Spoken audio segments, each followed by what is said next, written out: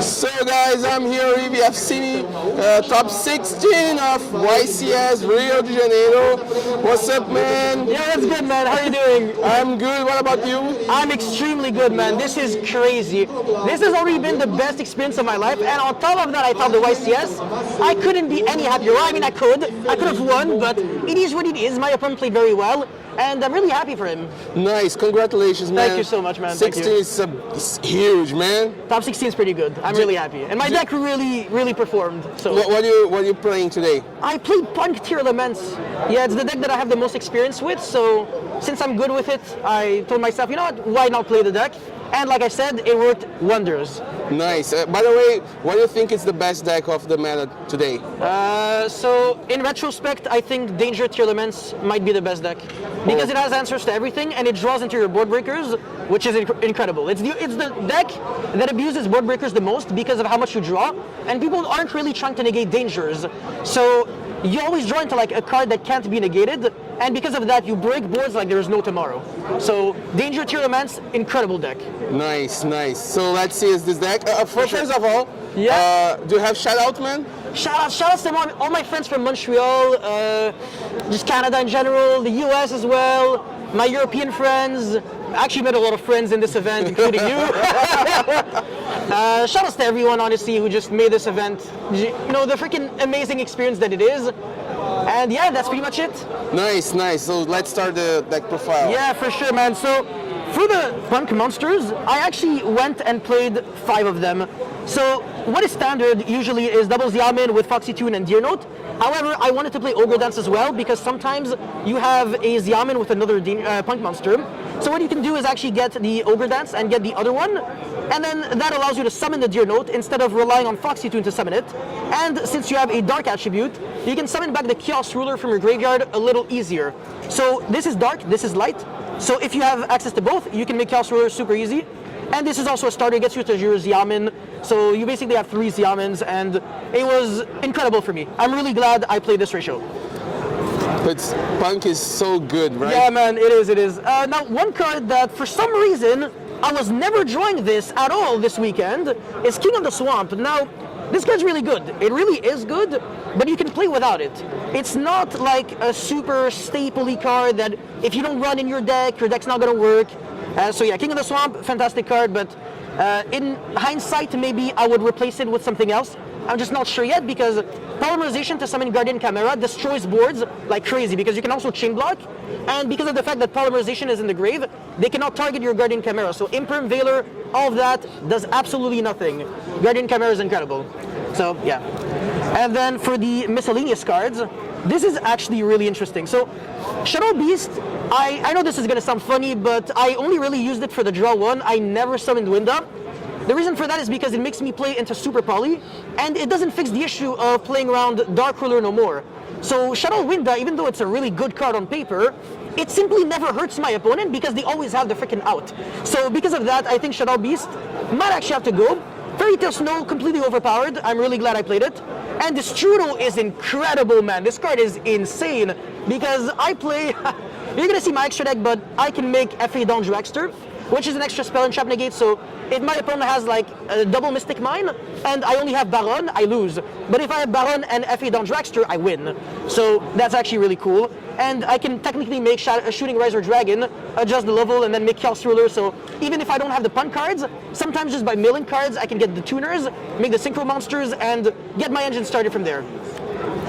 And for the Tearlament monsters, I actually went with double Reinoheart, double Meru, triple Shaylin, and triple Haffinis.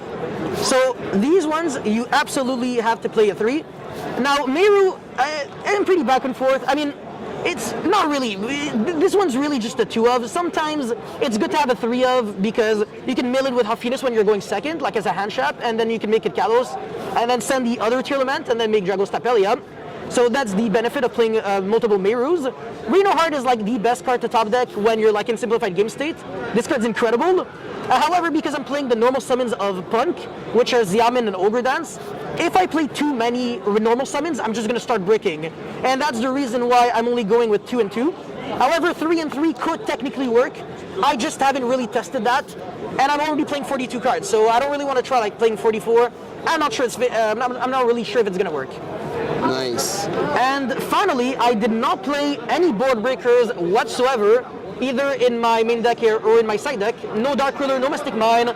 I main decked Hand Trapped instead, so Yugioh and Gamma. Gamma is the card that I summon off of Needle Fiber. I didn't really want to play Shinobi Necro. It ends up being the same because you just have a break for another break, like the Driver. So might as well just summon Gamma, which is a good hand trap. If I can resolve Gamma on my own turn, I win the game, most likely. And then Yugioh, I can excavate it off of Chaos Ruler, which is incredible.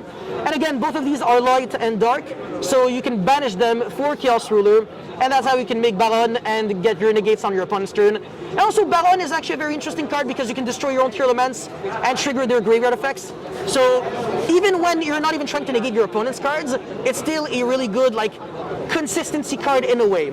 So yeah, 6 hand traps in the main deck. And now for the spell cards, this deck has quite literally the most dangerous spell cards in the game. So I played Instant Fusion, Foolish Burial, Galaxy Cyclone, Polymerization, and Call by the Grave. Instant Fusion, self-explanatory. It's a 1-card Kalos, so you have to play it. Foolish Burial is an extender or an upstart goblin, so you either send a Tearlaments or Shadow Beast to draw one card. Galaxy Cyclone, it's your millable out to Mystic Mine, so this came up a lot. And then Polymerization because of King of the Swamp, so I can make Guardian Chimera. And Call by the Grave because, I don't know, some people still play hand traps. I don't know, maybe you can cut the Call by the Grave, it's not necessary. And of course, this is extremely obvious. 4 field spells with 3 emergency teleport, obviously. And I played the 2 trap cards, which I seriously regret. This card sucks, complete garbage. I would replace it with a second Sulik. It's not good to mill because it recycles back from the graveyard to the hand.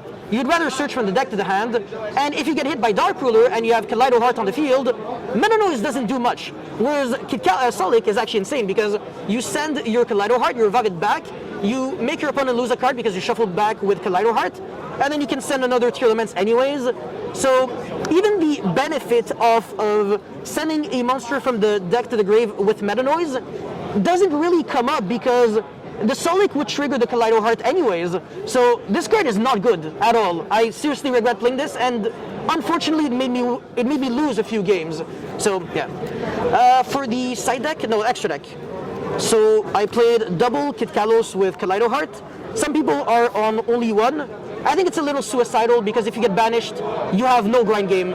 So 2 is just for safety measures. And of course the Kaleido Heart for sealing. And for the other fusions that I can summon off of my Tearlaments, Winda, Dragostapelia, and Millenniumize Restrict. So I'm actually playing a pretty old school build. Dragostapelia is decent, not like, I mean it's pretty good. Millenniumize Restrict, it has probably a better effect than Dragostapelia. The issue with Millenniumize is that it's 0 attack, 0 defense. So what people do is that they just summon a monster, go battle phase. However, if I have Fairy Tale Snow, I can protect the Millenniumize, and then it kind of forces them to play into the Millenniumize, which, you know, is actually really good. And the El Shadow Winda fixes 0 flaws that the deck has. This card is garbage, even though it has one of the best effects in the game. And for the other monster, Guardian Chimera, obviously because of Polymerization. Alright, this is where my extra deck gets very interesting. Double Chaos Ruler. Wow. So that's actually very unique. The first one, I summon it on my own turn by using Xiamen and Deer Note, so that's a given. The second one, on the other hand, I still have that Needle Fiber that I summoned, so I summon Shooting Riser Dragon with it. I send a level 3 or level 4 monster, and then I quick sync with the Fairy Tale Snow, get back the Fairy Tale Snow in my grave so I can trigger it again, so I can double Fairy Tale Snow, Book of Moon my opponent, and I make another Chaos Ruler, excavate 5 on my opponent's turn, get a DD Crow, trigger Tearlaments, and that goes like, that's insane. So that the second Chaos Ruler was absolutely broken, and that's the reason why I topped this YCS. So yeah, this is incredible. Spicy. Speaking of spice, this is so good, man. FA Don Dragster with this Trudeau is so good. It also won me a lot of games, and I know this might sound hilarious, but this deals piercing damage. Now, if you don't really think about it, you might be like, okay, nobody cares, it's just piercing damage. But if people randomly side like Astral Karibo to summon the Crooked Crook, I can actually deal damage and win. So I don't necessarily need Underworld Goddess. And with Psychic and Punisher, I can jump over the Arrival Cyberse at Ignister. So this is my out to a bunch of things, and Dragster is my out to Crooked Crook, and Baron is obviously, you know, it's broken. And these are the final monsters. So Redoer and Neofiber. Redoer sucks. I don't like it. It's not even a good card. Like the effect, I never got a trap. I only got spells and monsters. Sometimes I got monsters that would help my opponent, like Water Enchantress and Tearlaments. I'm like, uh-oh, no, I'm not using the effect now. So yeah, Redoer not great. I wish I played Abyss Dweller instead. That would have been better. Abyss Dweller would have been a little better, honestly. And now for my side deck. So blowouts against back row. Pancratops is great against Blight, and the reason for that is because they are no longer trying to summon Duke Frog on standby with the Toad, because they're trying to play around Super Poly. So because of that, the Pancratops is a 1 for 2. So you summon it, you jump over the Toad, and then you tribute and then destroy the Blight Elf. That's incredible. Duster, obviously, and then Red Reboot. I mean, the card should be banned, I think. It's kind of too good. Now, okay, so this is actually the most messed up card in my side deck.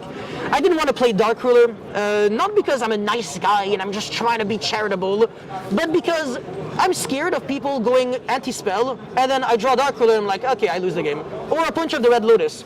Emperor, on the other hand, I can still negate Gigantic Splight even if they have like red, because, you know, red doesn't do anything. So Emperor is like way better than Valor. It's not even a debate. I can top deck it for turn, so it's really good. And like I said, it doesn't lose to my opponent's side deck cards. So I'm citing this as a way to beat my opponent's side deck, if that makes any sense. But yeah, Imperm was good. I'm glad I played it. It's a good card. Evenly matched. This won me my top 32 game. This is insane. If your opponent doesn't make Omni Negates, this is broken. They lose everything. This is why you have to play Punt Tearlaments, or you go for Danger Tearlaments and then you go Griffin, get back the Punch of the Red Lotus. This is how you would win. But if I don't let my opponent go for the Griffin, I had Imperman evenly, so I let everything resolve. He never went for Griffin anyway, so I'm like, okay, it's kind of sus. He set 2 cards. I'm like, okay, even if you have an anti-spell, I don't care because I don't play Dark Ruler, so I'm not trying to lose to one of the most terrifying floodgates in the game. So that's the explanation, basically. And evenly is just ridiculously good, man.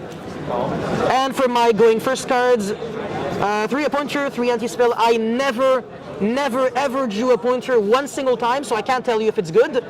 And I only drew anti-spell once, and I still lost. So yeah, I don't know, man. Yeah, so yeah, that's pretty much it for my main deck and my extra deck and my side deck, and actually for everything. Once more, man, congratulations for the top 16 of the YCS Rio.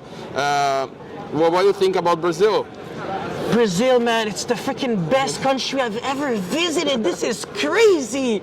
Oh, this is the best experience of my life. I'm actually so happy. Very glad to have you here, man. Thank you so much, Thank you very much. Thank you. I'm glad to be here. Thank you. Thank you, guys.